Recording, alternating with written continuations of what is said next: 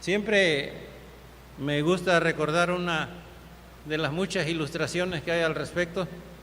Dicen que un papá que tenía ciertos recursos económicos, pues ya sintiendo que se moría, agarró una Biblia y colocó billetes entre las páginas de la Biblia.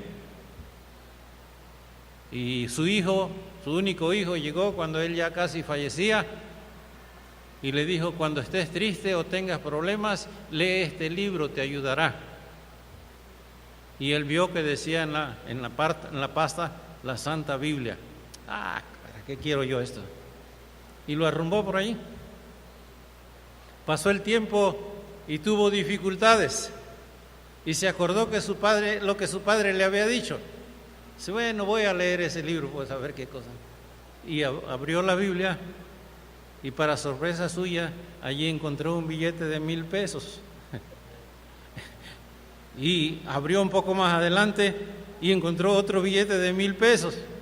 Y así se fue y encontró muchos billetes de 1,000 pesos. Tenía una bendición que su padre le había dejado, pero no lo había creído y no lo había aprovechado.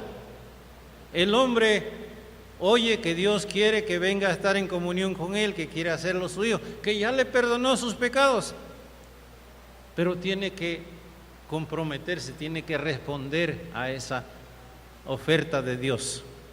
¿Cómo lo hace? ¿Qué es lo que tiene que hacer? En Hechos 2, 36, 38 dice que Pedro les dijo: arrepentíos y bautícese cada uno en el nombre de Jesucristo para perdón de pecados. Entonces, el bautismo y el perdón de los pecados están ligados con una tercera palabra allí. ¿Cuál es? El bautismo. El bautismo.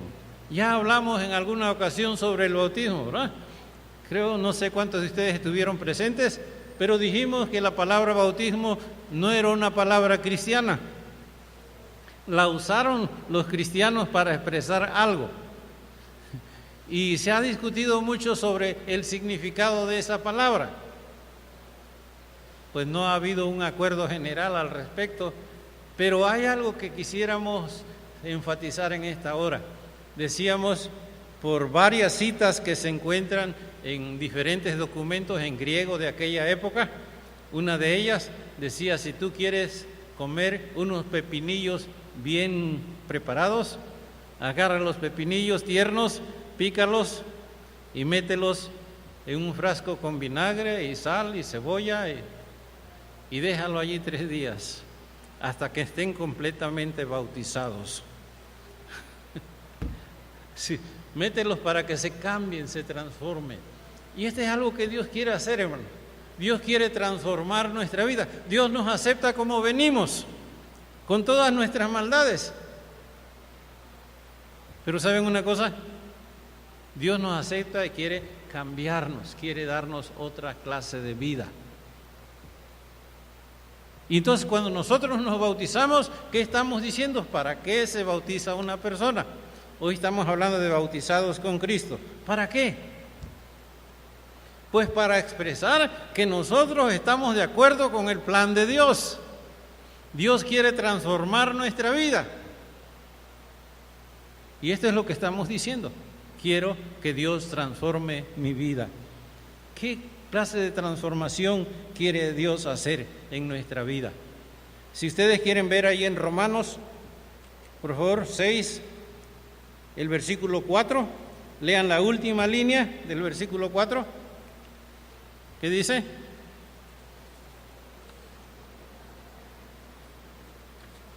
¿No lo tienen? Así también nosotros, ¿qué? Andemos en vida nueva. Andemos en vida nueva. Pero nos preguntamos, bueno, ¿y cómo es esa vida nueva?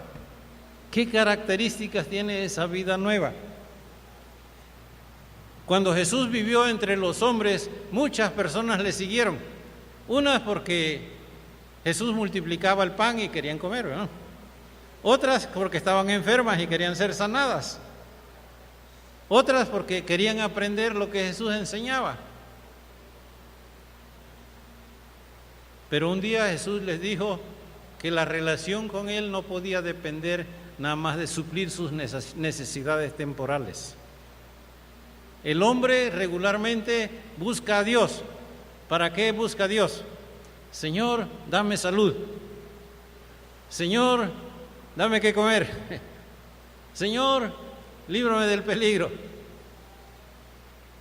Señor, quítame esta enfermedad. Pero recuerden que una relación supone una vía de dos sentidos, ¿verdad? Dios nos oye. Y algunas personas me han dicho, es que yo le pido a Dios cuando necesito y Dios me da. Y yo les digo, ¿y cuando Dios te pide algo, tú se lo das? Porque esa es la otra parte, ¿verdad? Entonces, cuando nosotros pensamos en nuestra relación con Dios, debemos pensarlo con un poco más de seriedad. En Juan 6:27, si quieren, si pueden encontrarlo un poquito antes de Romanos, está Hechos y luego Juan 6:27.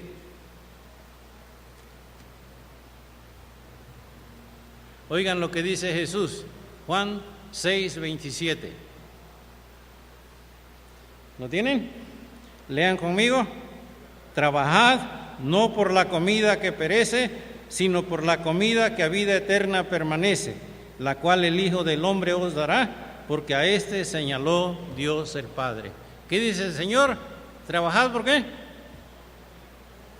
No por la comida que perece, sino por la comida que a vida eterna permanece. Es decir, nuestras necesidades temporales, pues tenemos que suplirlas, pero no solamente por eso debemos buscar a Dios.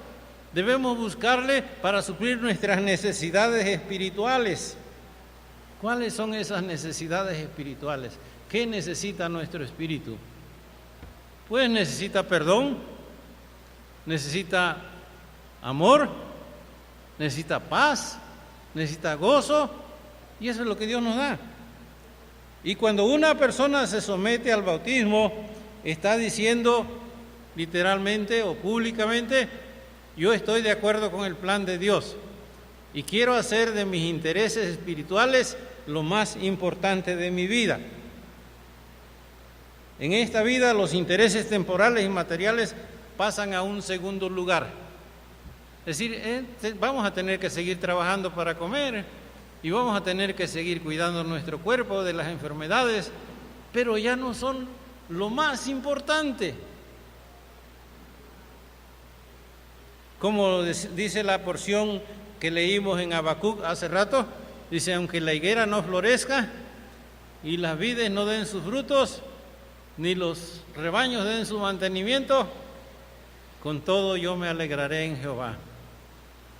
Y yo creo que este es algo que nosotros tenemos que considerar, hermanos.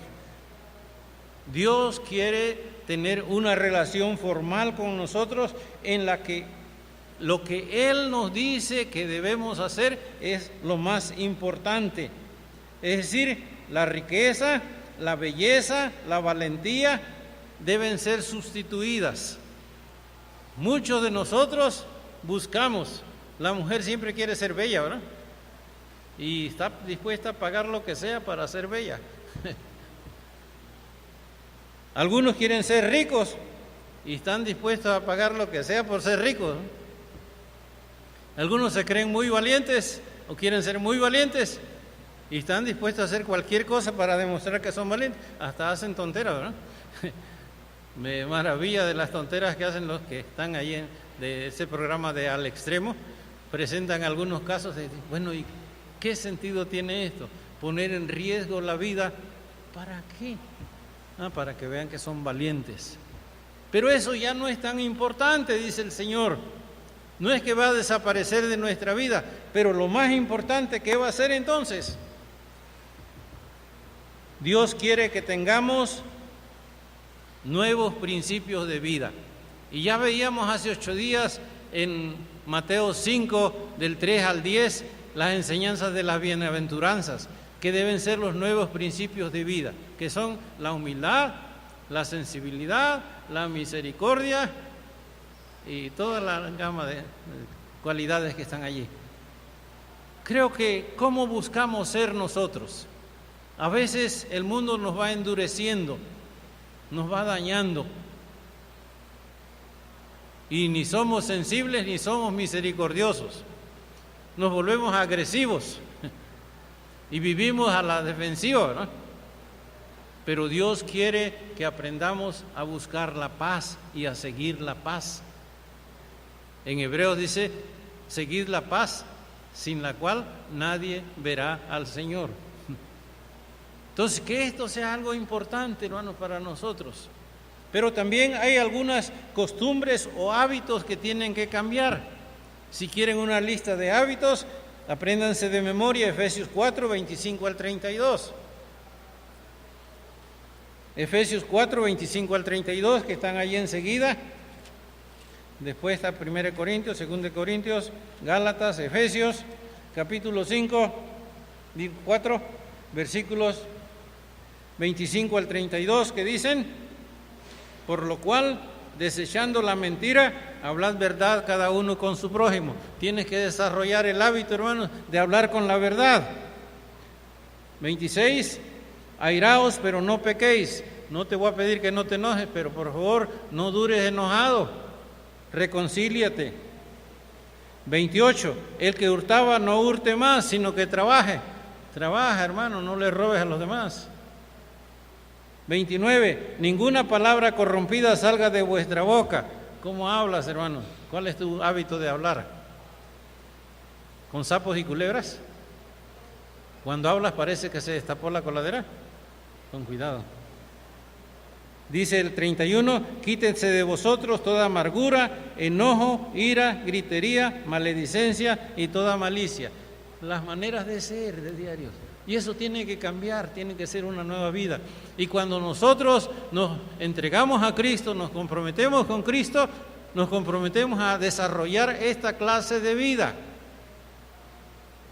A veces nos quejamos de los demás, pero no nos quejamos de por qué o cómo obramos nosotros delante de ellos, y a veces nosotros los provocamos. Y tenemos que comenzar con nosotros y buscar qué tenemos que hacer. Debemos tener una nueva meta. ¿Qué es lo que ustedes quieren lograr con lo que hacen? Vuelvan allí tantito en 1 Corintios 10, 31, por favor. 1 Corintios 10, 31. Aunque parece que está en clave, pero creo que lo podemos ver. 1 Corintios 10, 31. Ahora sí, léanlo conmigo, por favor. Dice, si pues coméis o bebéis o hacéis otra cosa, hacedlo para gloria de Dios. ¿De qué otra manera lo podemos hacer? Bueno, a veces para nuestra propia satisfacción, ¿verdad? Para nuestros propios intereses. Pero dice, si vas a hacer algo, hazlo para honrar a Dios, para que Dios sea honrado en lo que tú haces. Que digan la gente que te ven vivir, digan qué bueno que Dios todavía tiene personas que le aman así.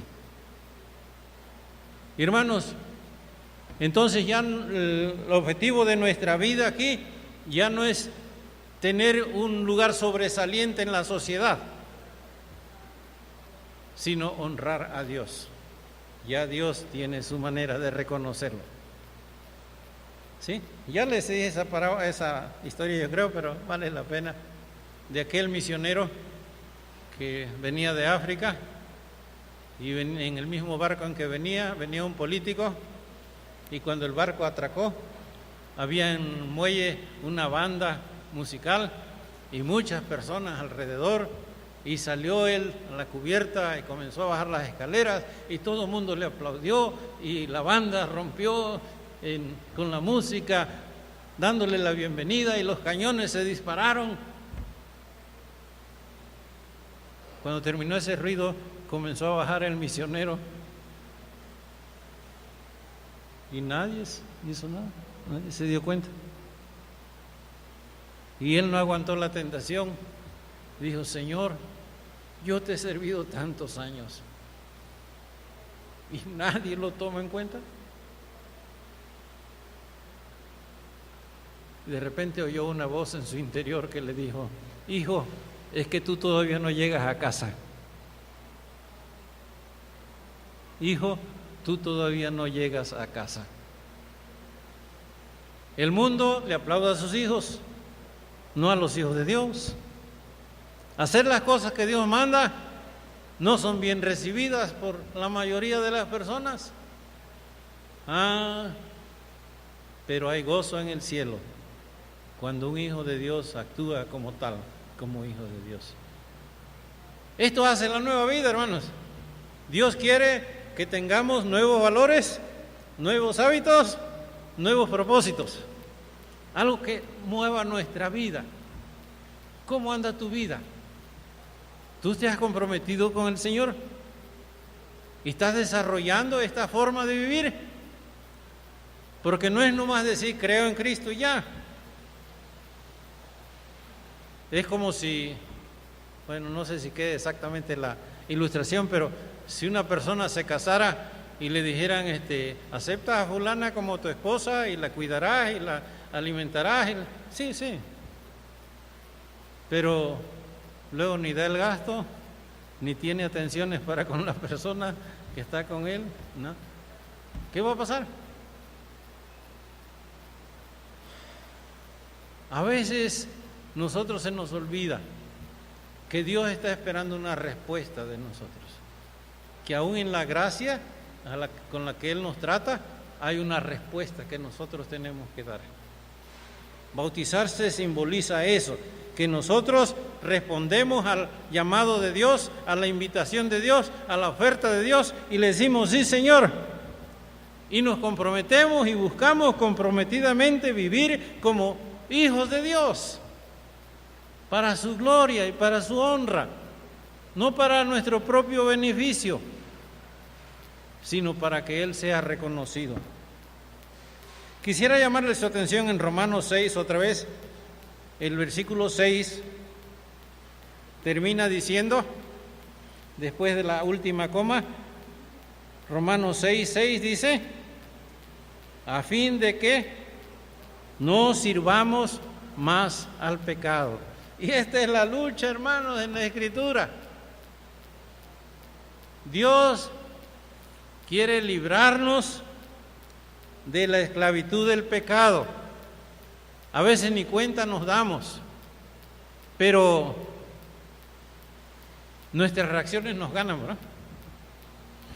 Va algo dentro de nosotros, que cuando sentimos que alguien nos ofende, ¿qué hacemos?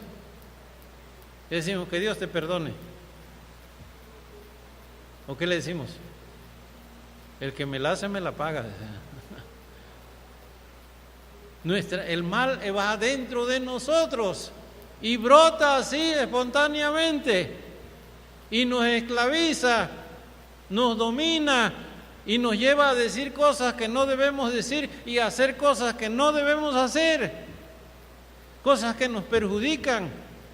Y Dios quiere librarnos de ese dominio del pecado.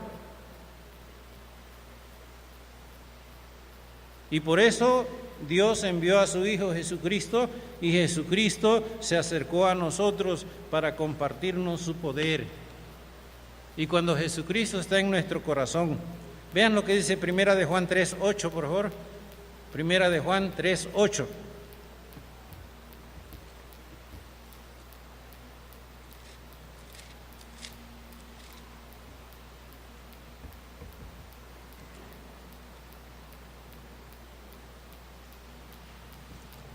Primera de Juan 3:8.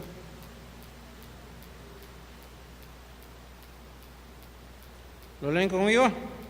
El que practica el pecado es del diablo, porque el diablo peca desde el principio.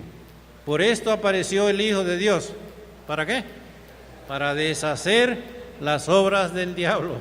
Para esto vino Cristo, dice, para deshacer las obras del diablo. El diablo nos tiene cautivos. Hacemos un mal y a veces queremos remediar ese mal haciendo otro. Decimos una mentira y como defensa, para que no nos resulte mal, decimos otra mentira más grande. Y para cubrir esa decimos otra más grande.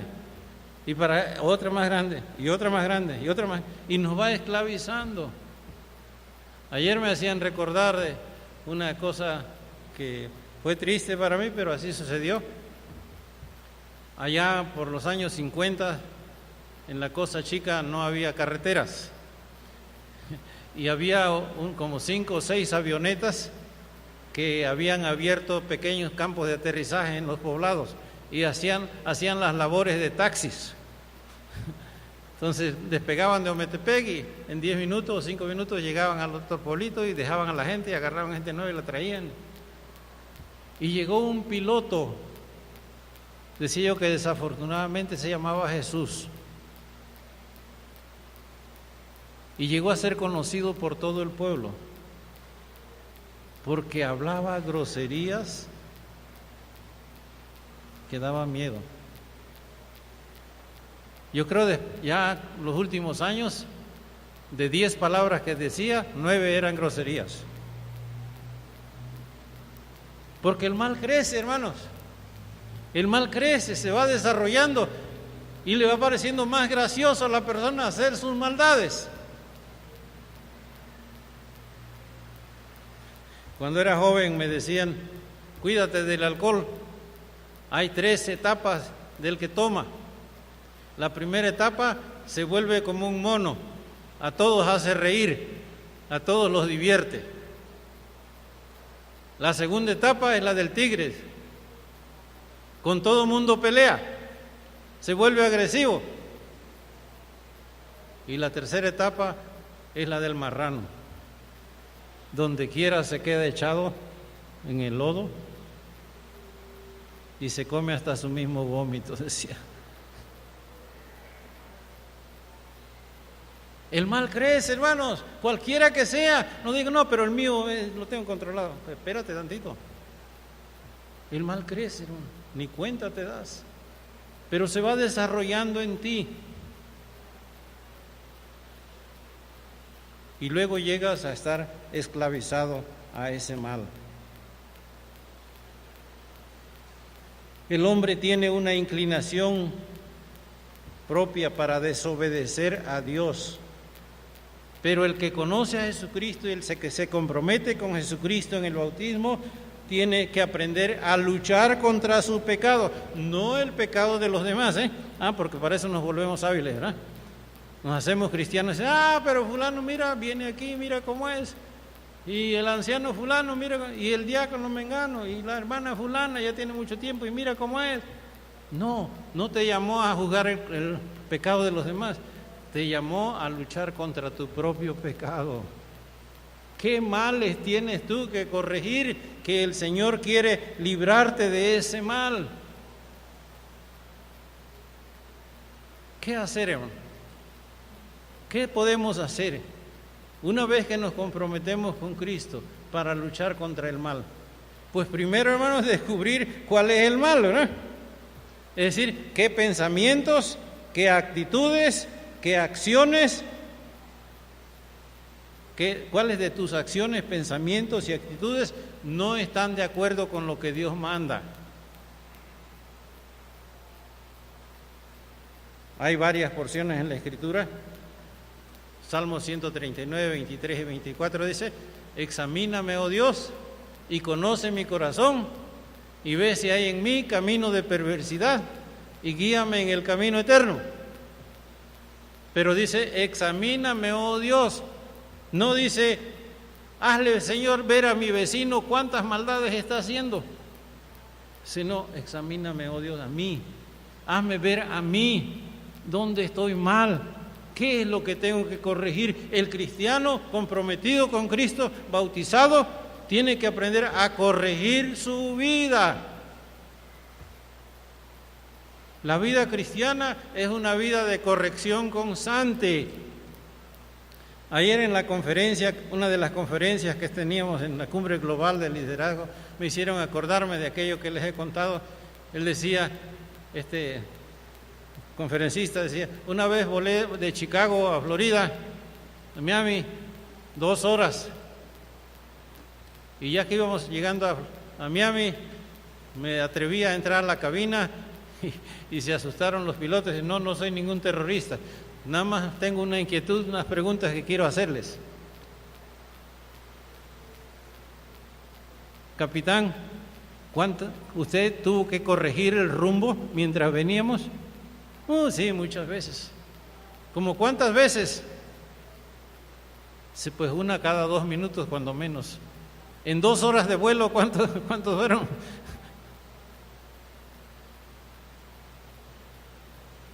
La vida cristiana es así. Es una lucha constante. El jueves en culto de oración estábamos viendo Efesios 6, del 10 al 20. Y el apóstol Pablo dice: ponte toda la armadura de Dios para que puedas luchar y resistir, estar firme hasta el fin. Y el cristiano debe decidirse a luchar, pero tiene que descubrir cuáles son los aspectos que tiene que combatir en su vida. Les confieso, les he dicho muchas veces, cuando yo comencé, mi vocabulario era muy soez. Y luché con eso por un tiempo. Después el Señor me enseñó cómo, les voy a decir ante un rato. Pero no era la única cosa que yo tenía.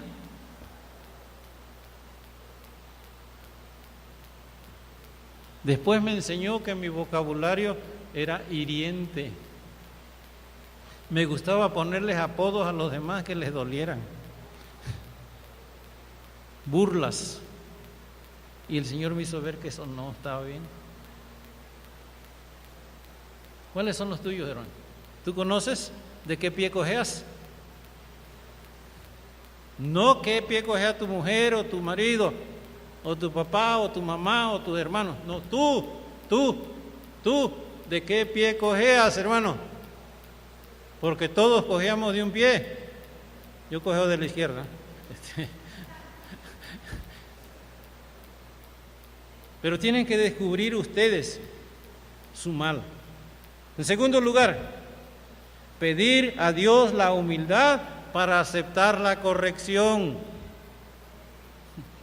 ¿Cómo me acuerdo de una persona que después de una reunión allá en una iglesia en que estaba trabajando, me dijo: oiga, hermano, usted es muy mandoncito, ¿verdad? Que esté mandón. Bueno, a veces podemos exagerar sin darnos cuenta, ¿verdad?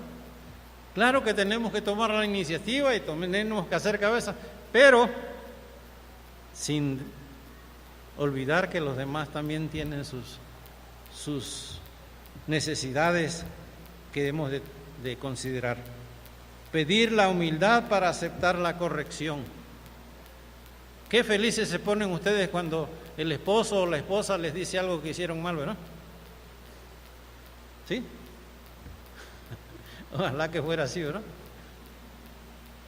Nos enojamos, hermano. Pero ¿podemos estar mal? Por lo menos denle el 50% de probabilidades al otro de estar en lo correcto. Puede ser que no esté 100% correcto en su apreciación de lo que hacemos, pero puede ser que la mitad sí. Pero por mientras no demos lugar a pensar en que podemos fallar, nos pasa como al profesor Girafales, ¿verdad? Que decía: la única ocasión en que me equivoqué fue cuando pensé que estaba equivocado. ¿Ustedes les ha pasado eso, no? Que la única ocasión que pensaron que estaban equivocados fue cuando pensaron que estaban equivocados. ¿Se equivocan ustedes de vez en cuando? Nunca. Qué bueno. Aquí Damares dice que ya no. ¿Cuántas veces se equivocan ustedes al año? Bueno, al mes, pues. A la semana. Al día. Hermanos, por favor, vean un poquito para adentro. Evalúense.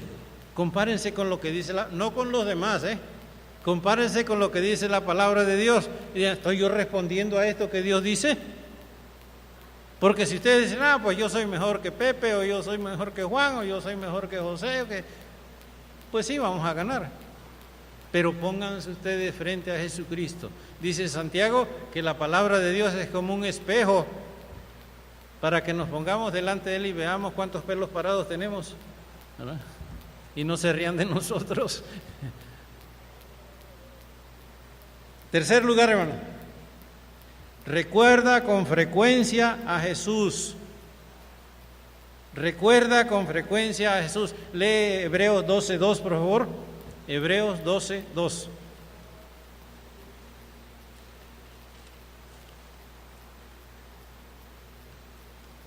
Hebreos 12:2.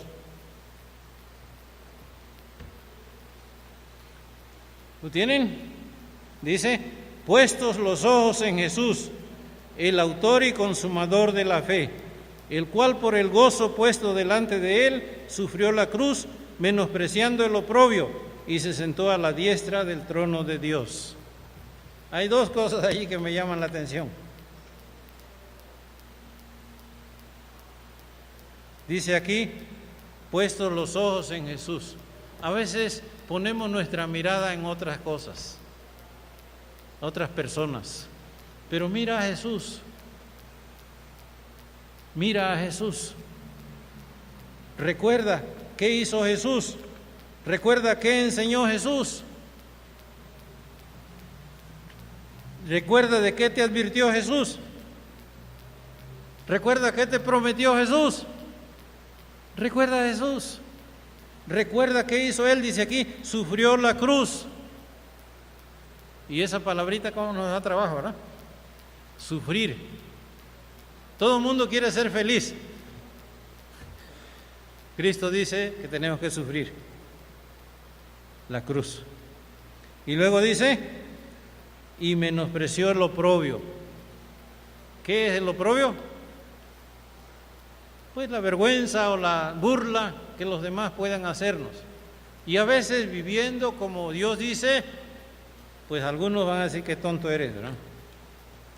Pero Jesús dice que no le dio importancia, menospreció el oprobio, la burla, la ofensa. Él tenía su mirada puesta en el final. Dios no ha terminado, está en proceso, está haciéndome. Y cuando mantenemos nuestra mirada en Jesús, entonces podemos hacer nuestros días de sufrimiento o nuestras situaciones de sufrimiento un motivo de fortalecimiento. Podemos parecernos a Jesús. Una advertencia, ¿no? Ninguna persona que se compromete con Jesús en el bautismo aprende automáticamente a vivir sin pecado. Algunos tienen miedo de bautizarse y dicen, no, pues ya no voy a poder pecar. O si peco, ya lo voy a echar a perder. No, no es eso. Es como si dijeran, bueno, báñate. Dice, no, pero voy a volver a sudar.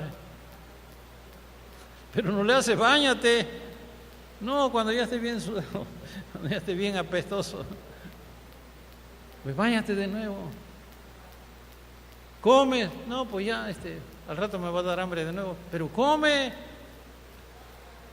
Y Jesús dice, insístele, insístele, insístele. El cristiano comprometido no tiene como meta vivir cómodo y sin sufrimientos, sino mantenerse fiel al Señor a pesar de las incomodidades y los conflictos que pueda tener. Porque en medio de esas incomodidades y de esos conflictos puede ver la mano de Dios. Las más grandes manifestaciones de Dios en los que le han servido en la historia bíblica se dieron mientras estaban en conflictos. Dios les sostuvo y ellos estuvieron en comunión con Dios. Una última cosa, hermanos, ya los voy a dejar descansar. Vuelan por favor a Romanos 6. Nomás le faltan como 30 minutos más. Romanos 6.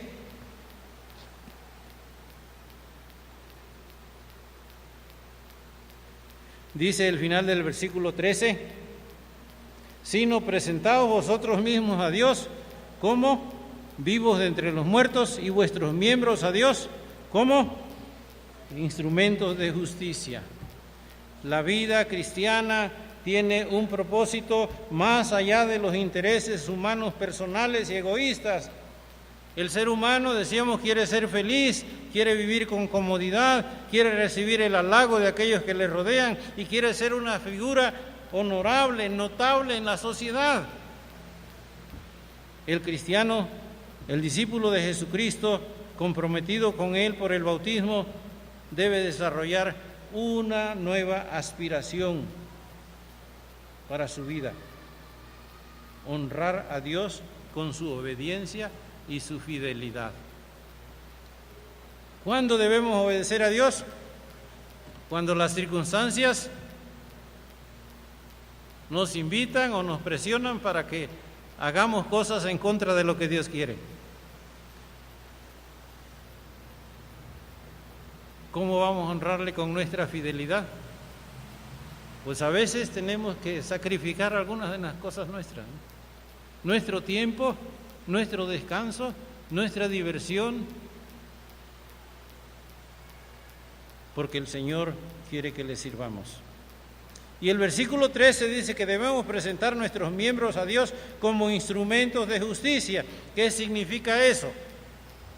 Una persona, antes de conocer y creer en Jesucristo, usa sus miembros, es decir, su mente, sus sentimientos, sus acciones, sus manos, su boca, para vivir como él quiere o como él piensa que es mejor, aunque esté haciendo el mal. Pero cuando se compromete con el Señor Jesús, debe aprender a usar sus miembros, sus manos, sus pies, su boca, sus ojos, sus oídos, sus ideas, sus experiencias, su mente, sus gustos, para hacer lo que a Dios le agrada o lo que Dios le manda. ¿Qué es lo que Dios nos manda, hermano? Una última cita nomás, por favor, Gálatas 6, 9 y 10. Gálatas 6, 9 y 10.